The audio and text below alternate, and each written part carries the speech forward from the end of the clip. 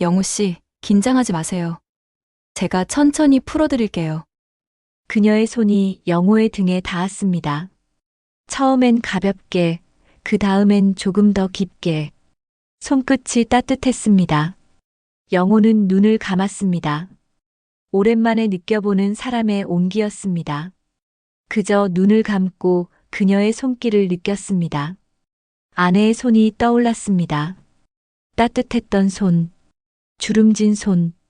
그 손이 마지막으로 자신의 손을 잡았던 순간이 생각났습니다. 하지만 오늘은 조금 달랐습니다. 슬픔만이 아니라 다른 감정도 함께 있었습니다. 그게 무엇인지 정확히 알 수는 없었지만 가슴 한편이 조금 따뜻했습니다. 안녕하세요. 달빛 시니어입니다. 이야기 시작 전 좋아요와 구독은 영상 제작에 큰 힘이 됩니다. 감사합니다. 아침 햇살이 낡은 커튼 사이로 비집고 들어왔습니다.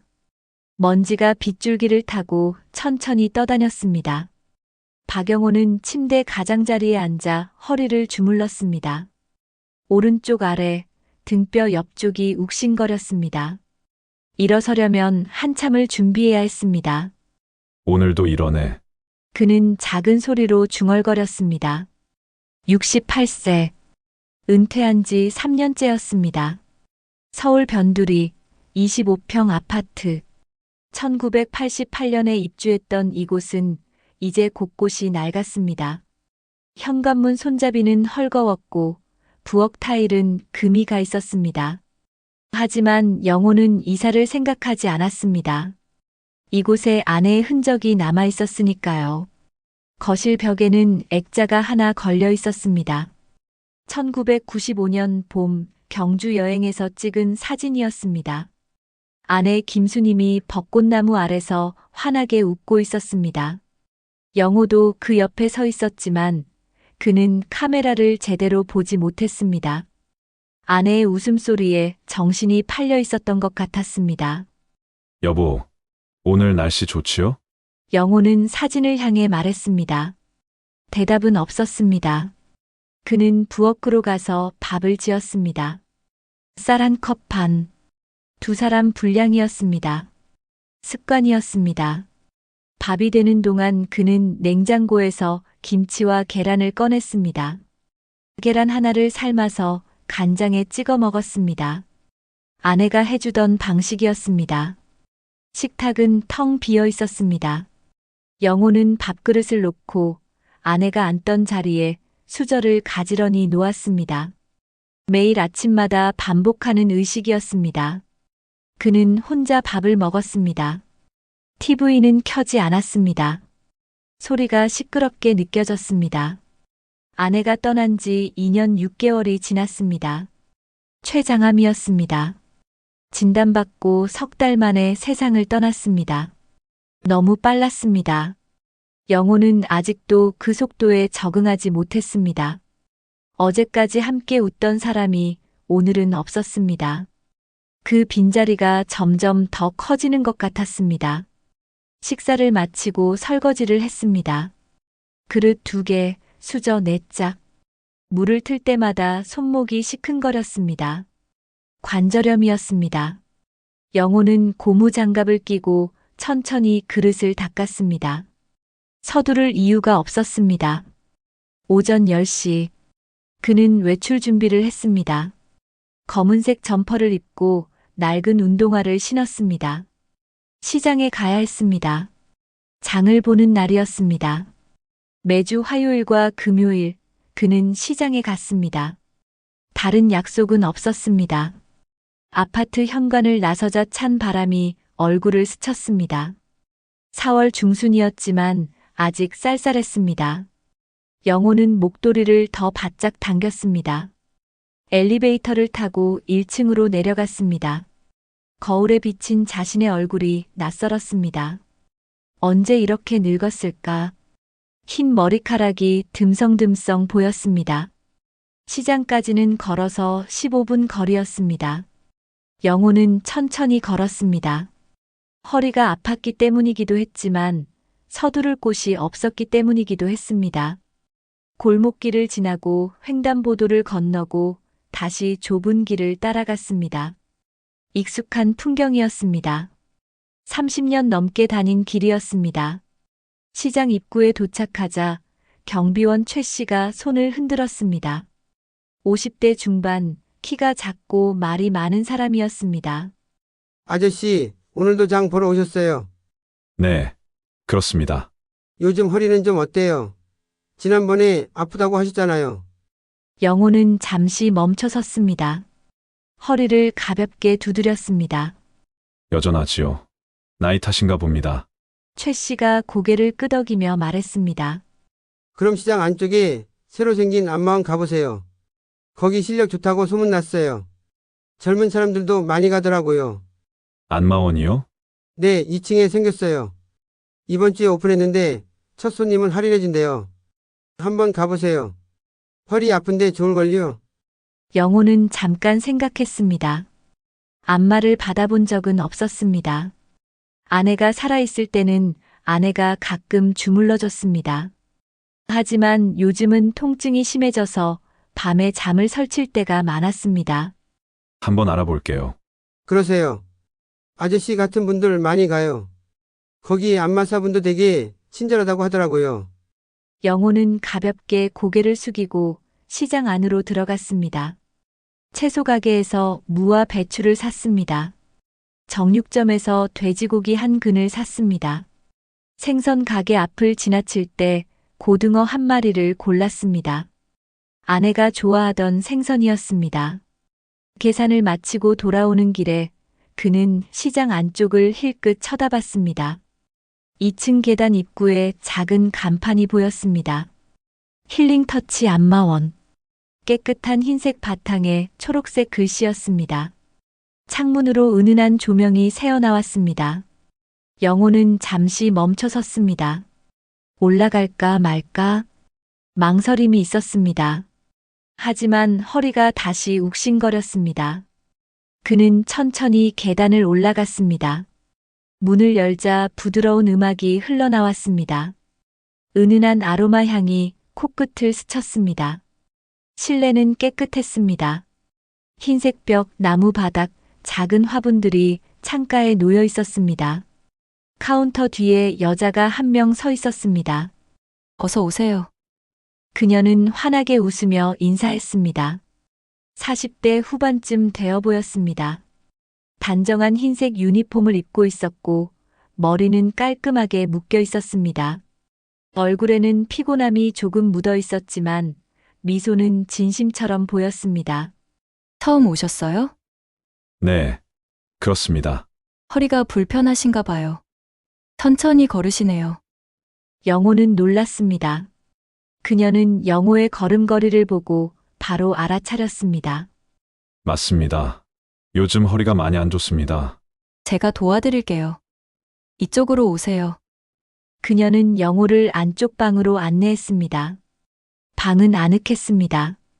침대 하나, 작은 테이블, 수건이 가지런히 쌓여 있었습니다. 창문 너머로 시장 풍경이 보였습니다. 편하게 누우세요. 옷은 입으신 채로 괜찮아요. 영호는 조심스럽게 침대에 누웠습니다. 천장을 보니 따뜻한 조명이 눈에 들어왔습니다. 음악 소리가 더 선명하게 들렸습니다. 피아노 선율이었습니다. 저는 한미정이라고 해요. 편하게 미정 씨라고 불러주세요. 박영우입니다. 영우 씨, 긴장하지 마세요. 제가 천천히 풀어드릴게요. 그녀의 손이 영호의 등에 닿았습니다. 처음엔 가볍게, 그 다음엔 조금 더 깊게. 손끝이 따뜻했습니다. 영호는 눈을 감았습니다. 오랜만에 느껴보는 사람의 온기였습니다.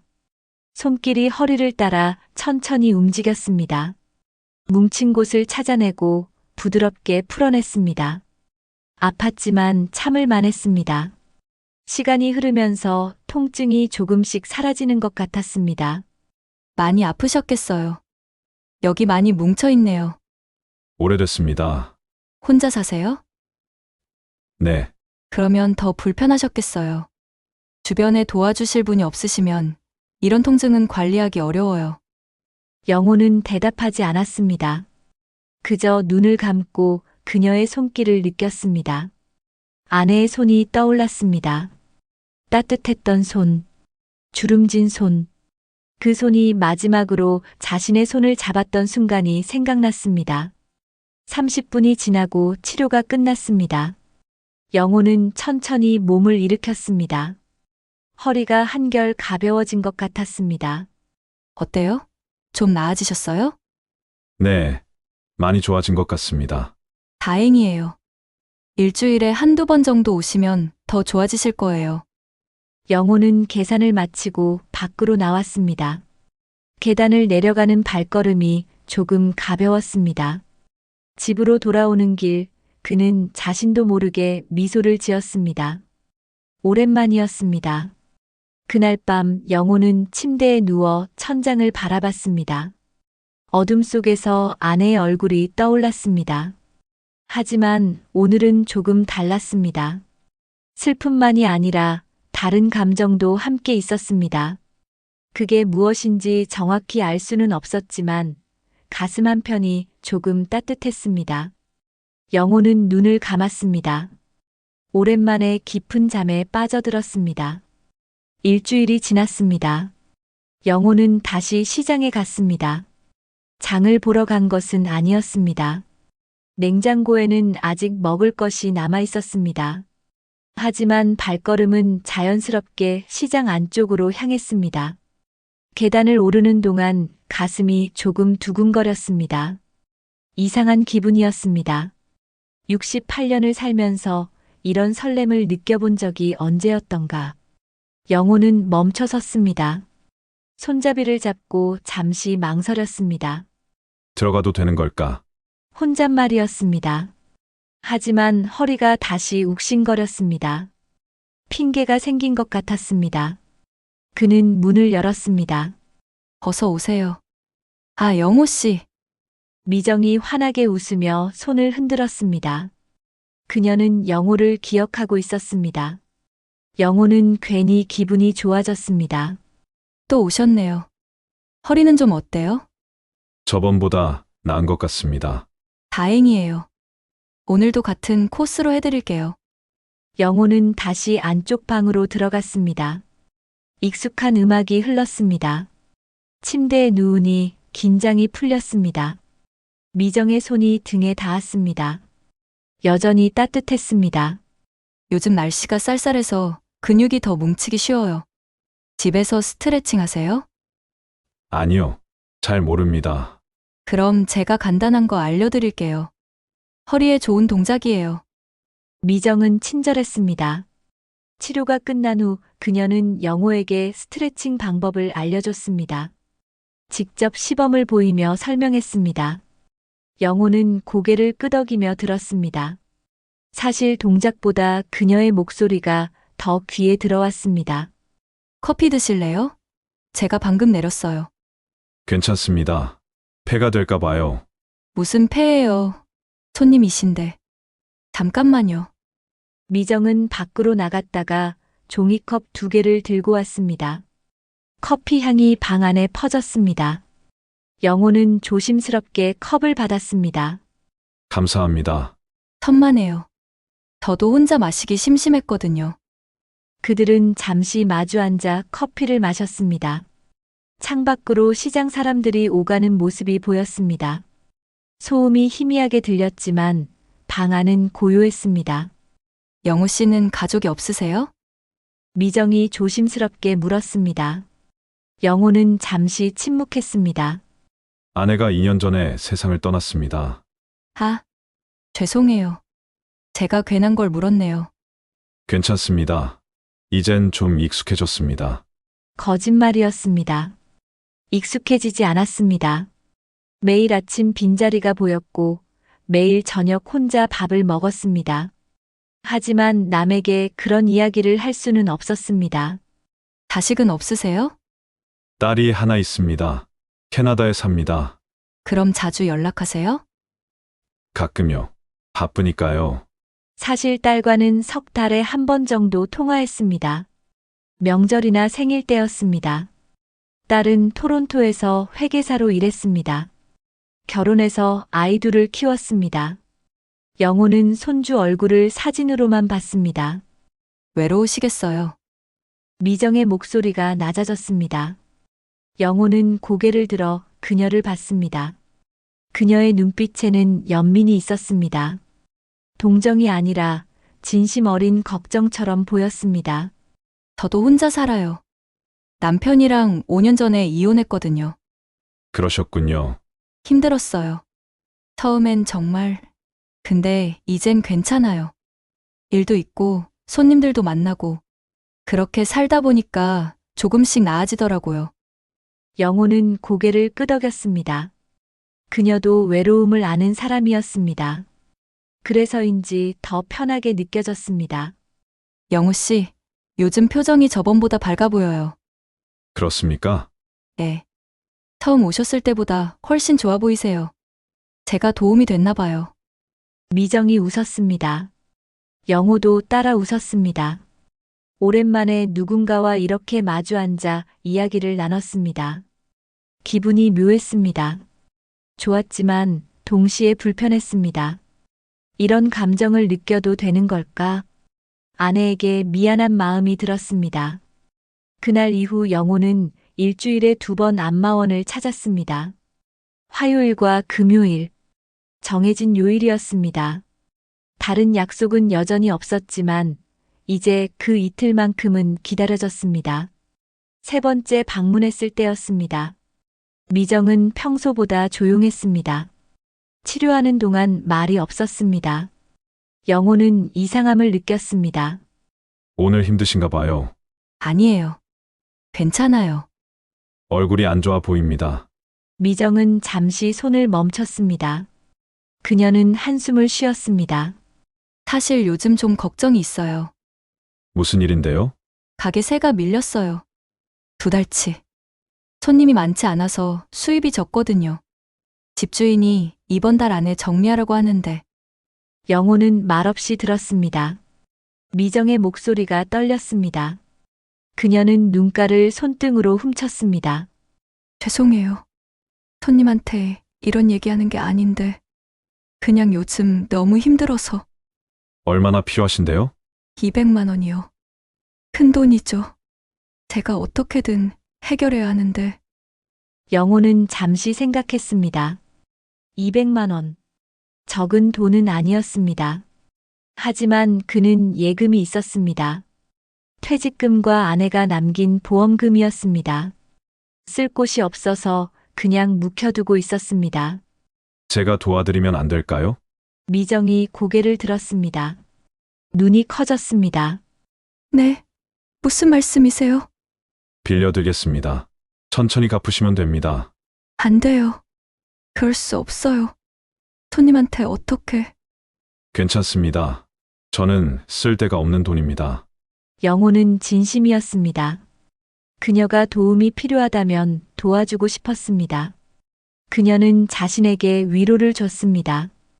따뜻함을 줬습니다. 이 정도는 괜찮다고 생각했습니다. 정말 괜찮으세요? 네, 미정의 눈에 눈물이 맺혔습니다. 그녀는 영호의 손을 잡았습니다. 감사해요. 정말 감사해요. 꼭 갚을게요. 약속할게요. 천천히 하세요. 부담 갖지 마시고요. 다음 날 영호는 은행에 갔습니다. 통장에서 200만 원을 인출했습니다. 봉투에 넣어서 안마원으로 갔습니다. 미정은 봉투를 받으며 몇 번이나 고개를 숙였습니다. 고마워요. 진짜 고마워요. 기은에 꼭 갚을게요. 괜찮습니다. 영호는 집으로 돌아왔습니다. 거실에 앉아 창밖을 봤습니다. 가슴 한편이 뿌듯했습니다. 누군가를 도왔다는 사실이 좋았습니다. 오랜만에 쓸모 있는 사람이 된 것 같았습니다. 하지만 밤이 되자 불안함이 찾아왔습니다. 200만 원. 적지 않은 돈이었습니다. 정말 돌려받을 수 있을까? 만약 못 받으면 어떻게 하지? 생각이 꼬리를 물었습니다.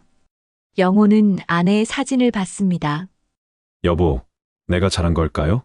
대답은 없었습니다. 그는 한숨을 쉬었습니다. 일주일이 지났습니다. 영호는 금요일에 다시 안마원을 찾았습니다.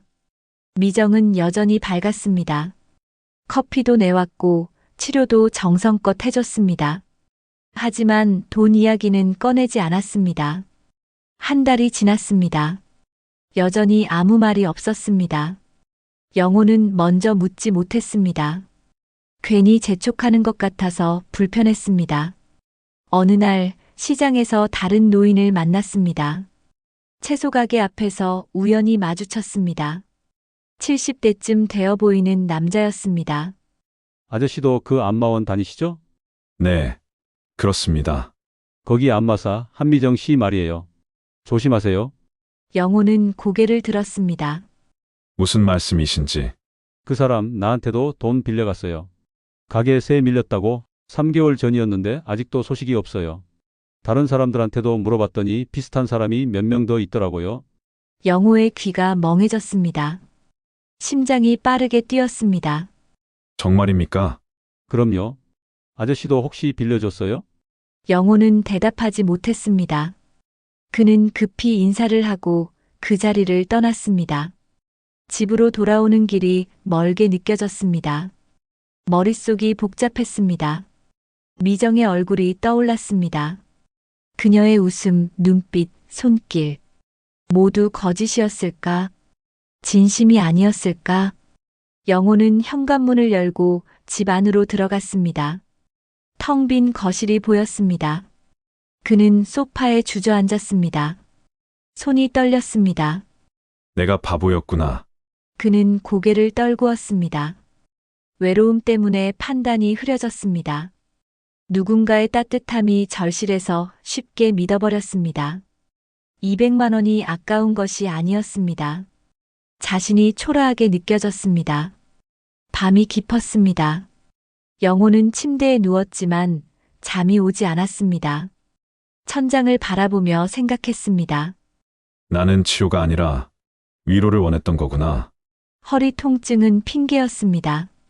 진짜 아팠던 것은 마음이었습니다. 그리고 그 마음의 빈자리를 돈으로 채우려 했습니다. 영호는 눈을 감았습니다. 아내의 얼굴이 떠올랐습니다. 여보, 미안합니다. 당신을 잊으려고 한 게 아니었어요. 눈물이 흘렀습니다. 오랜만에 우는 것 같았습니다. 영호는 이불을 덮어쓰고 작은 소리로 흐느꼈습니다. 새벽이 되어서야 잠이 들었습니다. 꿈속에서 아내가 나타났습니다.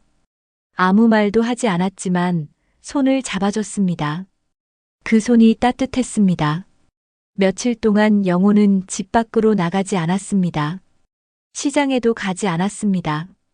냉장고가 비어가고 있었지만 식욕이 없었습니다. 라면으로 끼니를 때웠습니다. 맛이 없었습니다. 휴대전화가 울렸습니다. 미정이었습니다. 영호는 화면을 보고 망설였습니다. 받아야 할까 말아야 할까? 5번째 벨소리가 끝나고 전화가 끊어졌습니다. 곧 문자가 왔습니다. 영호 씨, 요즘 안 보이시네요. 괜찮으세요? 금요일에 뵐 수 있을까요? 영호는 휴대전화를 내려놓았습니다. 답장하지 않았습니다. 무슨 말을 해야 할지 몰랐습니다. 화가 났지만 동시에 창피했습니다. 자신이 한심하게 느껴졌습니다. 다음 날 아침 현관 초인종이 울렸습니다. 영호는 문구멍으로 밖을 봤습니다. 미정이었습니다. 그녀는 손에 작은 봉투를 들고 있었습니다. 영호는 숨을 죽였습니다. 움직이지 않았습니다. 영호 씨 계세요? 저 미정이에요. 목소리가 걱정스러웠습니다. 진심처럼 들렸습니다. 영호는 여전히 대답하지 않았습니다. 제가 과일 좀 사왔어요. 문 앞에 두고 갈게요. 몸 조심하세요. 발소리가 멀어졌습니다. 엘리베이터 소리가 들렸습니다. 영호는 한참 뒤에 문을 열었습니다. 바닥에 봉투가 놓여 있었습니다. 사과 몇 개와 귤이 들어 있었습니다. 쪽지도 함께 있었습니다. 영호 씨, 감사한 마음 잊지 않았어요. 이번 달 안에 꼭 연락드릴게요. 영호는 쪽지를 구겨서 주머니에 넣었습니다. 과일 봉투를 들고 집 안으로 들어갔습니다. 식탁에 놓고 바라봤습니다. 먹고 싶지 않았습니다. 그날 오후 딸에게서 전화가 왔습니다. 영호는 놀랐습니다. 평소에는 일요일에 전화했는데 오늘은 수요일이었습니다. 아버지, 저예요. 응. 수진아, 목소리가 왜 그러세요? 어디 아프세요? 아니다. 괜찮다. 거짓말하지 마세요. 목소리 들으면 알아요. 무슨 일 있어요? 딸의 목소리가 단호했습니다. 영호는 한숨을 쉬었습니다. 아무 일 없다. 그냥 좀 피곤해서 그래. 아버지, 제대로 드시고 다니세요. 병원은 가고 계시고요. 걱정하지 마라. 나 잘 지내고 있어. 그래도 걱정되는데 이번 여름에 한국 갈게요. 아이들이랑 같이요. 괜찮다. 오지 마라. 비행값도 비싸고. 에이, 왜 그러세요? 엄마 생각도 많이 나고 아버지 얼굴도 보고 싶은데. 엄마. 그 단어에 영호의 가슴이 아렸습니다. 아내가 떠난 후 딸과 전화할 때마다 이 순간이 제일 힘들었습니다. 그래. 알았다. 그때 보자. 아버지, 진짜 괜찮으시죠? 그래. 괜찮다. 너나 잘 지내라. 전화를 끊고 영호는 소파에 앉았습니다. 딸의 걱정 어린 목소리가 귓가에 맴돌았습니다. 미안했습니다. 딸에게 짐이 되고 싶지 않았습니다. 하지만 요즘 자신의 모습은 형편없었습니다. 저녁이 되자 영호는 결심했습니다. 안마원에 가야겠다고, 직접 물어봐야겠다고, 이대로 숨어 있을 수는 없었습니다. 다음 날 아침 영호는 씻고 옷을 갈아입었습니다. 거울을 봤습니다. 수염이 자라 있었습니다. 면도를 했습니다. 손이 떨려서 볼에 작은 상처가 났습니다. 피가 조금 났지만 신경 쓰지 않았습니다. 시장으로 가는 길이 낯설게 느껴졌습니다. 며칠 만에 나온 거리였지만 모든 것이 달라 보였습니다.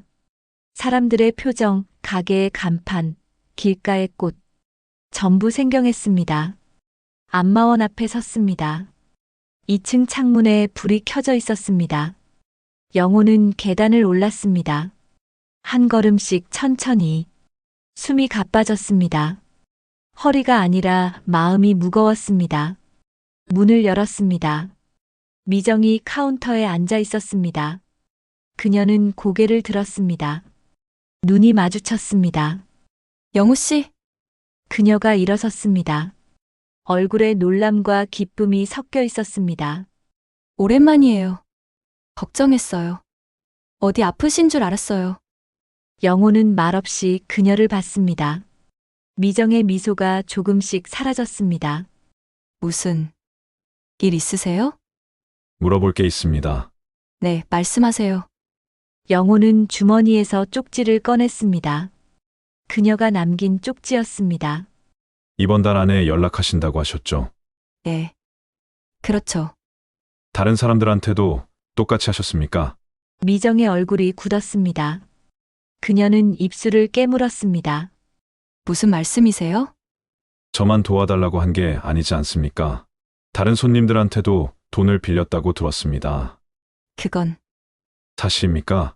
침묵이 흘렀습니다. 미정은 고개를 숙였습니다. 어깨가 떨렸습니다. 죄송해요. 그녀의 목소리가 작았습니다. 영호는 아무 말도 하지 않았습니다. 그저 그녀를 바라봤습니다. 처음엔 진짜 필요해서 그랬어요. 정말이에요. 근데 한 번 빌리고 나니까 자꾸 더 필요해지더라고요.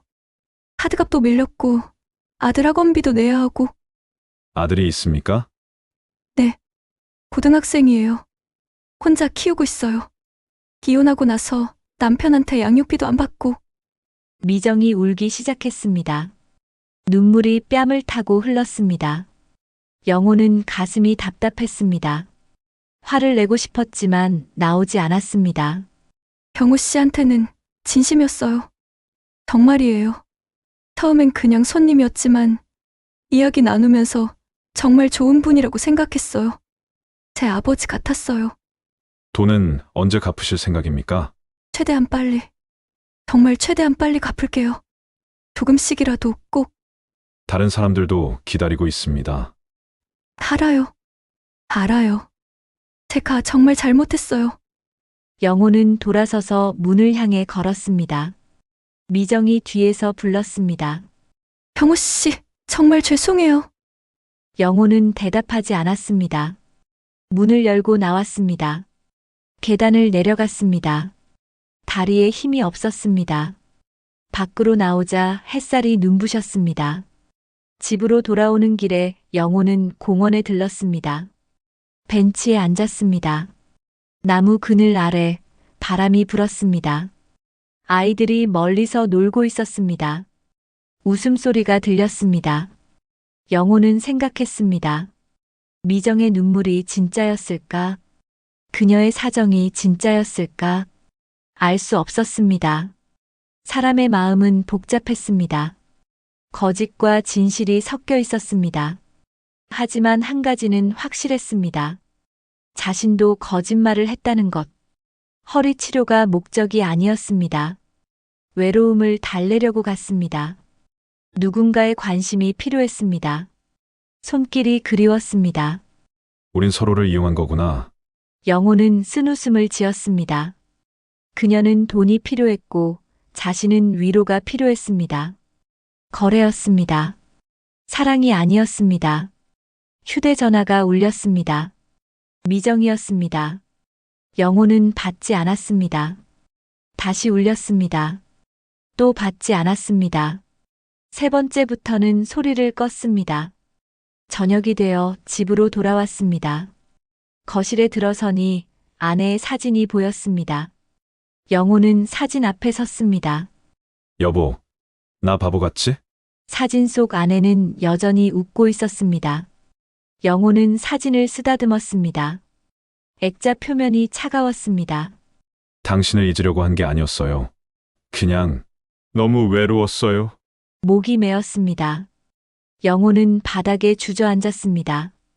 등을 벽에 기댔습니다. 천장을 올려다봤습니다. 며칠 동안 영호는 집 안에만 있었습니다. 밖으로 나가지 않았습니다. 커튼을 치고 불을 끄고 누워 있었습니다. 텔레비전도 켜지 않았습니다. 시간이 멈춘 것 같았습니다. 어느 날 밤 창밖에서 비 소리가 들렸습니다. 봄비였습니다. 부드럽고 조용한 소리였습니다. 영호는 일어나서 창문을 열었습니다. 빗방울이 얼굴에 닿았습니다.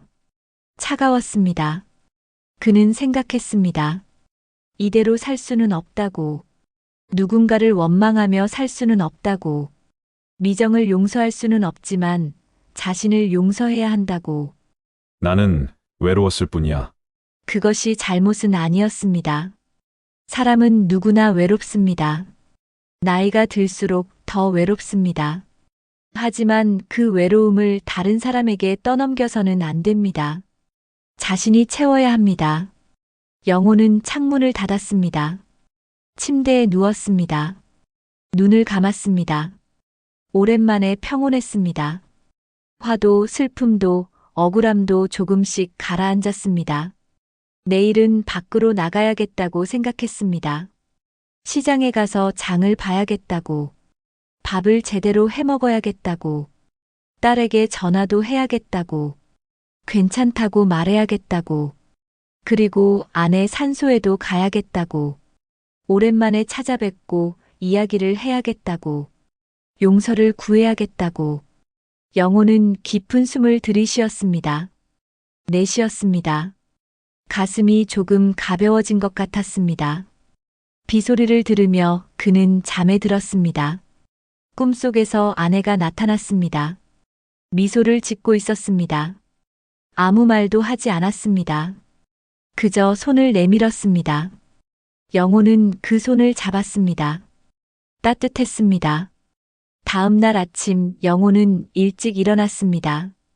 커튼을 걷고 창문을 열었습니다. 맑은 공기가 들어왔습니다. 비가 그친 후에 하늘이었습니다. 구름 한 점 없이 파랬습니다. 씻고 나와 거울을 봤습니다. 수염을 깎고 머리를 빗었습니다.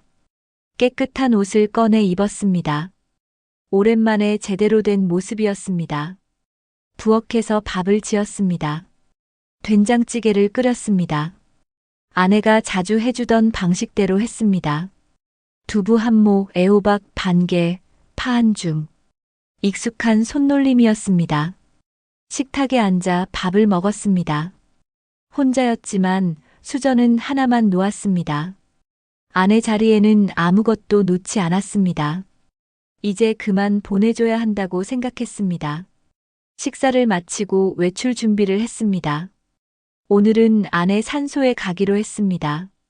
경기도 양평, 차로 1시간 거리였습니다. 택시를 타고 가야 했습니다. 현관을 나서는데 복도에서 미정과 마주쳤습니다. 그녀는 영호의 집 앞에 서 있었습니다. 손에 봉투를 들고 있었습니다. 영호 씨, 왜 여기까지 오셨습니까? 영호의 목소리가 차가웠습니다. 미정은 당황한 표정을 지었습니다. 죄송해요. 전화를 안 받으셔서. 그래서 직접 왔어요. 이제 그만하십시오. 아니에요. 들어주세요. 제발. 미정의 목소리가 절박했습니다. 영호는 잠시 망설이다가 현관문을 열었습니다. 들어오세요. 둘은 거실에 마주 앉았습니다. 침묵이 흘렀습니다. 미정은 봉투를 테이블 위에 올려놓았습니다. 이거 50만 원이에요. 일단 이것부터 드리려고요. 영호는 봉투를 보지 않았습니다. 나머지는 언제 주실 겁니까? 다음 달까지 조금씩 갚을게요. 약속할게요. 다른 사람들한테는요? 미정이 고개를 숙였습니다. 대답이 없었습니다. 몇 명이나 됩니까? 5명이요. 총 얼마나 됩니까? 1,000만 원 정도. 영호는 한숨을 쉬었습니다. 1,000만 원. 큰 빚이었습니다. 갚을 수 있겠습니까? 노력할게요. 정말 최선을 다할게요. 노려도 되는 게 아니지 않습니까? 영호의 목소리가 높아졌습니다. 미정이 움찔했습니다. 왜 그러셨습니까? 왜 사람들을 속이셨습니까? 속이려던 게 아니었어요. 정말 필요해서. 필요하면 사람을 이용해도 됩니까? 아니에요. 그게 아니라 그럼 뭡니까? 우려 외롭고 약한 노인들이니까 쉬웠습니까? 미정이 울기 시작했습니다. 어깨가 떨렸습니다. 죄송해요. 정말 죄송해요. 변명할 수 없어요. 영호는 말을 멈췄습니다. 가슴이 답답했습니다. 화가 났지만 동시에 허무했습니다. 그냥 가십시오. 예, 돈은 됐습니다. 그냥 가세요. 하지만 이제 그만합시다. 서로 힘들게 하지 말고 미정은 일어섰습니다. 그건 가지고 가세요. 당신도 필요할 겁니다. 영호 씨, 가십시오. 미정은 천천히 현관으로 걸어갔습니다. 문 앞에서 돌아봤습니다. 정말 죄송했어요. 잊지 않을게요. 잘 사십시오.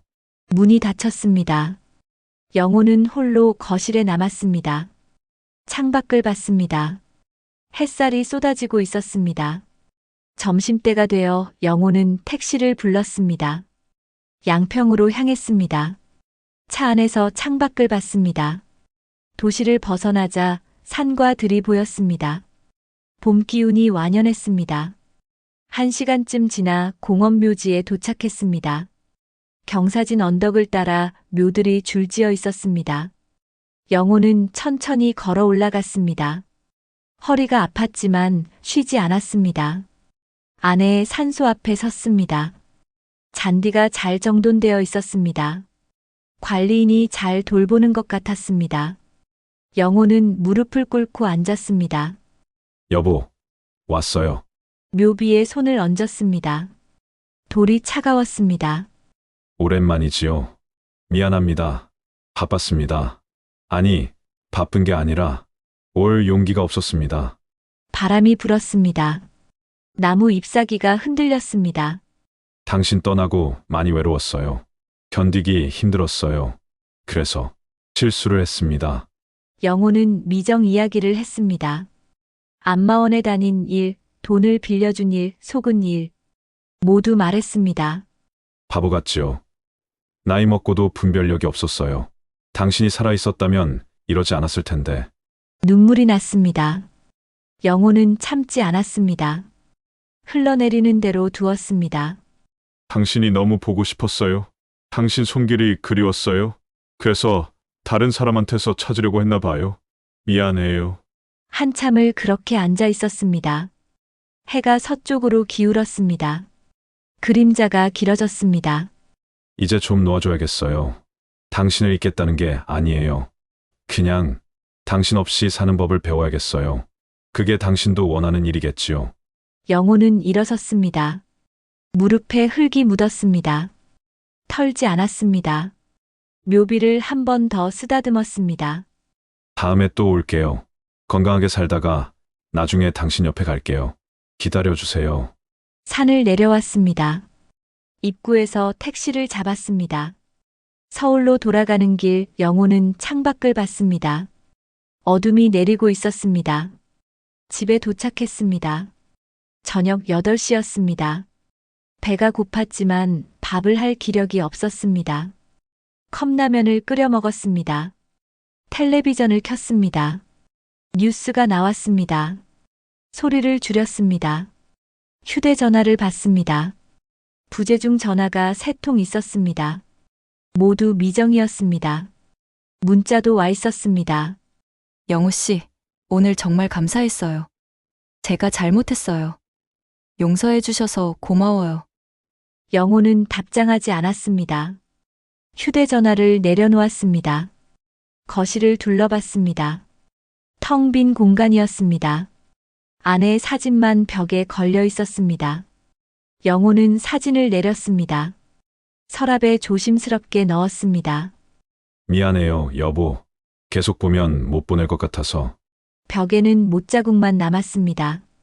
영호는 그 자리를 한참 바라봤습니다.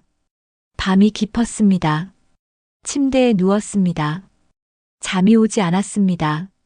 생각이 많았습니다. 미정은 앞으로 어떻게 살까? 다른 사람들도 돈을 받을 수 있을까? 자신은 이제 어떻게 살아야 할까? 새벽 2시쯤 휴대전화가 울렸습니다. 미정이었습니다. 이 시간에 무슨 일일까? 영호는 받았습니다. 여보세요? 경우 씨, 죄송해요. 이 시간에 목소리가 떨리고 있었습니다. 울고 있는 것 같았습니다. 무슨 일입니까? 제가 정말 죄송해요. 다른 방법이 없어서 무슨 말씀이십니까? 경찰서에 있어요. 다른 분이 고소를 하셔서 사기죄로. 영호는 침대에서 일어나 앉았습니다. 누가 고소했습니까? 김 씨라는 분이요. 작년에 500만 원 빌려간 분인데 제가 못 갚았거든요. 지금 어느 경찰서입니까? 종로경찰서요. 근데 제가 전화 드린 건 부탁이 있어서요.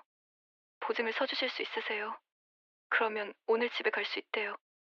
내일 다시 와서 조사받으면 되고. 영호는 말이 없었습니다. 경우 씨밖에 없어요. 제발 도와주세요. 저는 어떻게? 금방 끝나요. 서류만 쓰면 돼요. 제발요. 영호는 창밖을 봤습니다. 어둠뿐이었습니다. 제가 왜 그래야 합니까? 죄송해요. 제가 염치 없는 거 알아요. 근데 정말 갈 데가 없어요. 가족은 없습니까? 아들이 있지만 아직 미성년자예요. 아이한테 이런 모습 보이고 싶지 않아요. 침묵이 흘렀습니다. 영호는 눈을 감았습니다. 알겠습니다. 정말요? 지금 가겠습니다. 고마워요. 정말 고마워요. 전화를 끊었습니다. 영호는 옷을 주섬주섬 챙겼습니다.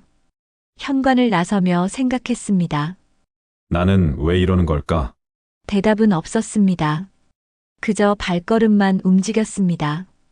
밤거리로 나갔습니다. 차가운 바람이 불었습니다. 택시가 종로 경찰서 앞에 섰습니다. 새벽 3시였습니다. 건물에는 불이 켜져 있었습니다. 영호는 천천히 내렸습니다. 허리가 뻐근했습니다. 민원실로 들어갔습니다. 형광등 불빛이 눈부셨습니다. 경찰관 한 명이 앉아 있었습니다. 무슨 일로 오셨습니까? 한미정 씨 보증 때문에 왔습니다. 신분증 있으십니까? 영호는 지갑에서 주민등록증을 꺼냈습니다. 경찰관이 컴퓨터를 두드렸습니다. 잠시만 기다리세요. 플라스틱 의자에 앉았습니다. 차갑고 딱딱했습니다. 벽시계를 봤습니다. 초침 소리가 들렸습니다. 10분쯤 지나 미정이 나왔습니다. 얼굴이 창백했습니다. 눈두덩이 부어 있었습니다. 영호를 보자 고개를 숙였습니다. 정말 죄송해요. 괜찮습니다. 이렇게 늦은 시간에 됐습니다. 어서 끝냅시다. 경찰관이 서류를 가져왔습니다. 영호는 읽어봤습니다. 신원보증서였습니다. 서명란에 이름을 썼습니다. 도장을 찍었습니다. 내일 오전 10시까지 다시 출석하셔야 합니다. 경찰관이 미정에게 말했습니다. 미정이 고개를 끄덕였습니다. 밖으로 나왔습니다. 찬 바람이 불었습니다. 거리는 텅 비어 있었습니다. 가로등만 켜져 있었습니다. 집까지 어떻게 가실 겁니까? 영호가 물었습니다. 미정은 고개를 숙인 채 대답했습니다.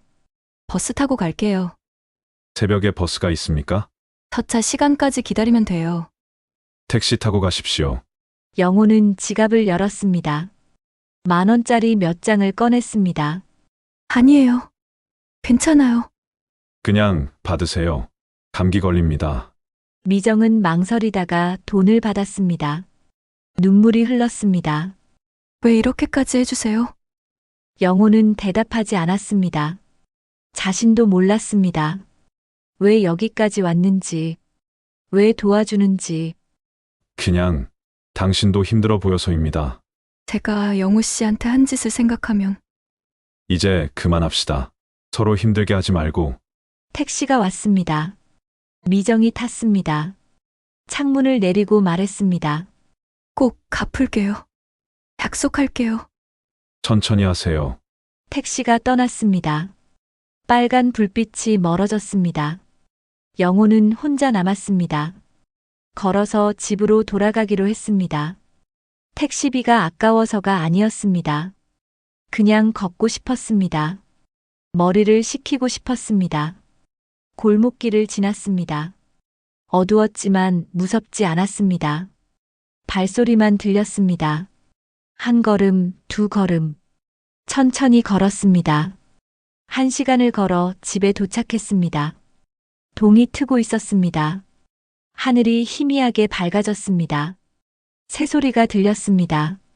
현관문을 열고 들어갔습니다. 거실에 섰습니다. 고요했습니다. 창밖을 봤습니다. 아파트 사이로 해가 떠올랐습니다.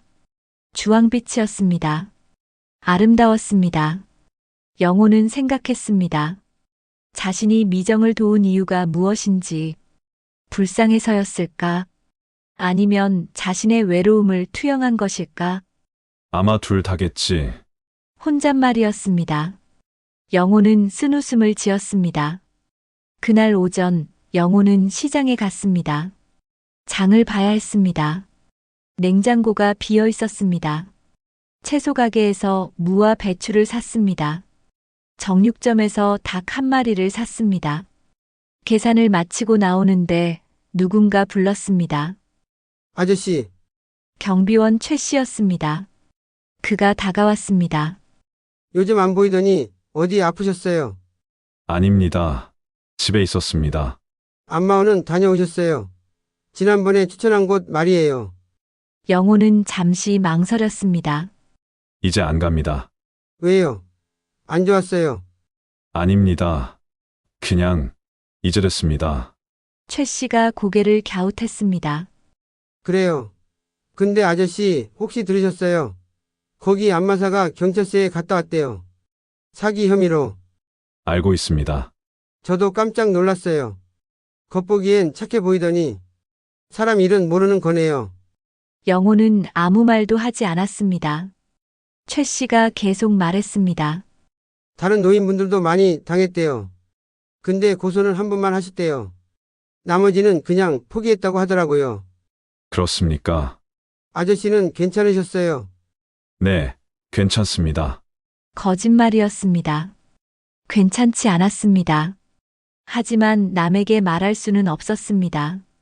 집으로 돌아왔습니다. 장을 정리하고 점심을 준비했습니다. 닭백숙을 끓였습니다. 오래 걸렸지만 천천히 했습니다. 서두를 이유가 없었습니다. 냄비에서 김이 올랐습니다. 구수한 냄새가 부엌에 퍼졌습니다. 영호는 국물을 떠서 맛을 봤습니다.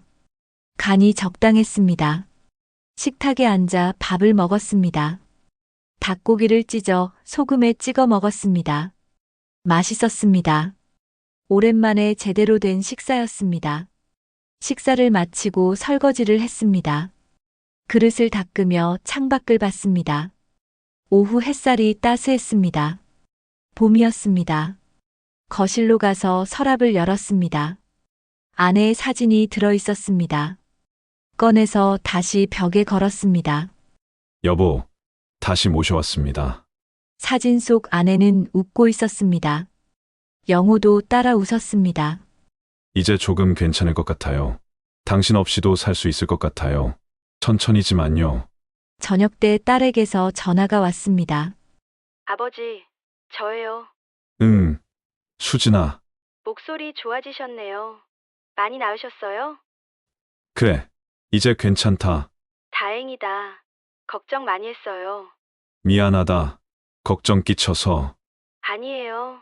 그나저나 아버지, 여름에 정말 한국 갈 거예요. 7월쯤에요. 그래, 기다리마. 아이들도 할아버지 보고 싶대요. 사진 보여줬더니 엄마 닮았다고 하더라고요. 영호는 웃었습니다. 오랜만에 진심으로 웃었습니다. 할머니를 닮았다는 거구나. 네. 엄마 많이 그리우시죠? 그렇단다. 많이 보고 싶지. 저도요. 엄마 생각하면 아직도 눈물 나요. 그래도 우리 잘 살아야지. 엄마가 원하시는 일일 거야. 네. 아버지. 전화를 끊고 영호는 창밖을 봤습니다. 석양이 지고 있었습니다. 붉은 빛이었습니다. 며칠 후 휴대전화로 문자가 왔습니다. 미정이었습니다. 영호 씨, 그동안 정말 감사했어요. 경찰 조사 잘 마쳤어요. 벌금형 받았지만 다행히 집은 유지할 수 있게 됐어요. 영호 씨 도움 평생 잊지 않을게요. 조금씩 갚겠습니다. 건강하세요. 영호는 답장하지 않았습니다. 그냥 문자를 읽고 휴대전화를 내려놓았습니다. 창문을 열었습니다. 바람이 들어왔습니다. 따뜻했습니다. 커튼이 흔들렸습니다. 영호는 중얼거렸습니다. 외로움은 피할 수 없지. 나이가 들면 더 그렇지. 하지만 그 외로움을 다른 사람에게 의지해서 채우려고 하면 안 돼. 결국 혼자야. 결국 나 자신이 나를 지켜야 해. 사진 속 아내를 봤습니다. 여보, 이제 알았습니다. 진짜 온기는 다른 사람의 손에서 오는 게 아니라 스스로를 믿는 마음에서 오는 거더군요. 당신이 살아계실 때는 몰랐어요. 이제야 배웁니다. 해가 완전히 졌습니다. 어둠이 내렸습니다. 영호는 불을 켰습니다. 거실이 환해졌습니다. 부엌으로 가서 저녁을 준비했습니다. 김치찌개를 끓였습니다. 계란 하나를 삶았습니다. 밥을 퍼서 식탁에 놓았습니다. 혼자였지만 괜찮았습니다. 외로웠지만 견딜만 했습니다. 이제는 알았습니다. 외로움과 함께 사는 법을요. 영호는 수저를 들었습니다. 밥을 한 숟가락 떴습니다. 입에 넣었습니다. 씹었습니다. 삼켰습니다. 창밖으로 별이 보였습니다. 작고 희미했지만 반짝이고 있었습니다. 영호는 그 별을 보며 생각했습니다. 내일은 산책이나 가야겠다. 공원도 좋고 도서관도 좋겠지. 혼자지만 괜찮아. 이제는 괜찮아. 식사를 마쳤습니다. 설거지를 했습니다. 텔레비전을 켰습니다. 다큐멘터리가 나왔습니다. 아프리카 동물 이야기였습니다. 흥미로웠습니다. 밤이 깊어갔습니다. 영호는 침대에 누웠습니다. 천장을 봤습니다. 고요했습니다. 마음도 고요했습니다. 잠이 왔습니다. 천천히 부드럽게. 영호는 눈을 감았습니다. 꿈속에서 아내가 나타났습니다. 이번에는 아무 말도 하지 않았습니다. 그저 미소만 지었습니다. 영호도 미소 지었습니다. 그리고 혼자 걸어갔습니다. 뒤돌아보지 않고 천천히 하지만 확실하게 앞으로. 새벽이 밝아왔습니다. 새로운 날이었습니다. 영호는 깊은 잠에 빠져 있었습니다. 얼굴이 평온했습니다. 창밖으로 햇살이 들어왔습니다. 먼지가 빗줄기를 타고 떠다녔습니다. 고요한 아침이었습니다. 영호의 하루가 시작되려 하고 있었습니다. 혼자지만 괜찮은 하루. 외롭지만 견딜 수 있는 하루. 그렇게 삶은 계속되었습니다.